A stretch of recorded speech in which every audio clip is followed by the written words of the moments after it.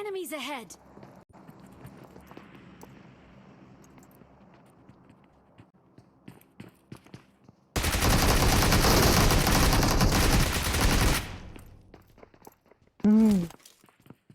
பொறுத்து வரான்.